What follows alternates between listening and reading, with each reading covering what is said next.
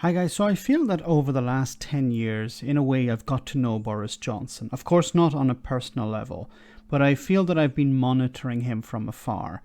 I, like others, have saw his buffoonery as a distraction, a mask that he wears to hide his true character, that of a manipulating, ruthless narcissist.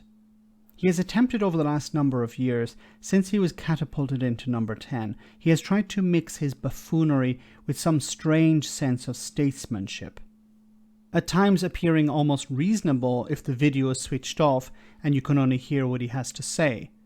But since Trump's election some years ago and his eventual fall, a vacuum has been left and it seems that Boris Johnson wants to fill it. However, I think we're now seeing the beginning of the end. And perhaps his speech at COP26 is where the wheels truly began to come off. This is something else. Just since we're in an international context and speaking before international colleagues, I want to say one thing which I hope is not taken in any chauvinistic spirit, but I genuinely believe that the UK is not remotely a corrupt country, nor do I believe that our institutions are corrupt.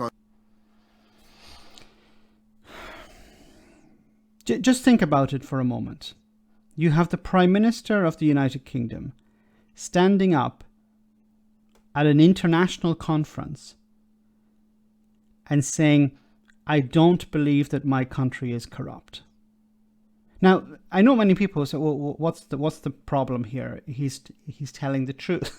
Well, okay, let's park for a moment that it's Boris Johnson saying this. Just think about it for a moment. Can you think of a situation in the past where a Prime Minister has stood up in a private event or in a public event? But this is a public event.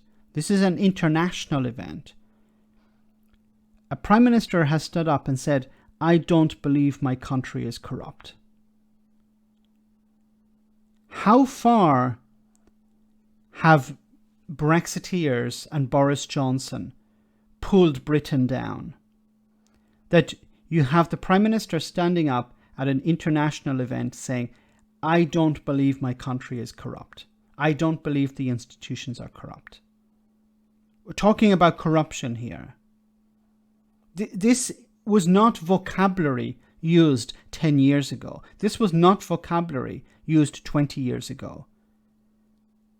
Boris Johnson has injected this vocabulary into the mindsets of the public. And this is what I meant by the wheels are coming off. This is unprecedented. And I'm lost for words in a sense, because I wasn't expecting him to go that extra mile. But I think this is, in a sense, Boris Johnson's resignation speech, or at least the beginning of it. I don't see how he can go ahead after this. Now, maybe some people are looking at this and listening to this and saying, well, what's really the problem here? The problem here is that you do not, as a Prime Minister of an advanced nation, say that your country is not corrupt. You shouldn't have to say that. By saying it, people ask questions. What? What are you talking about? There's corruption in your country?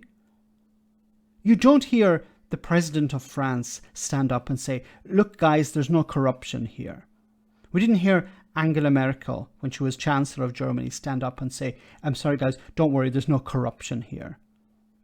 The Emperor of Japan or the Prime Minister of Japan stand up and say, don't worry, there's no corruption here. I don't believe there's any corruption. The word corruption is not used by them. If it's ever used, it's in a private setting.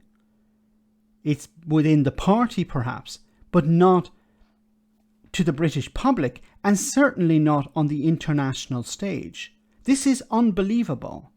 But as I've said, where can Boris Johnson go after this? How more damaging can he be to the reputation of the United Kingdom? Now, some people may disagree with me. Look, you're exaggerating the situation here, Max. It's not, you're blowing it out of complete proportions. No, this is unprecedented. And it's not because I don't like Boris Johnson. I don't like Boris Johnson, but this is my disagreements with Boris Johnson or dislike of Boris Johnson is completely irrelevant here. Any prime minister who stands up from a developed nation and says, I don't believe my country is corrupt, is insane. And I think it's very, very important to say that. We have a very, very tough system of parliamentary democracy and scrutiny, and not least by the media. And I think everybody can see that. I think what you've got is cases where sadly MPs have broken the rules in the past, may be guilty of breaking the rules today. What I want to see is them facing. Well, everything he said after talking about corruption is irrelevant. It's just noise. We don't listen to it because it's pointless speech. Because he's already done the damage. Anything he adds after is irrelevant. Yeah, we're going to have whatever. It doesn't matter. I don't care, Boris Johnson. The people don't care. You've already done the damage. I'm struggling for words here because I don't know how to react to this. Because this is something that a prime minister, a leader of a country, does not say.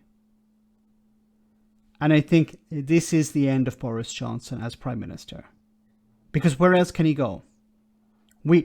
Believe me, we're not a corrupt country. Of course, Boris Johnson is a compulsive liar, a pathological liar. Do we believe him? Of course not. But that's not the point here. The point is he has said, my country is not corrupt. The United Kingdom is not corrupt. Believe me.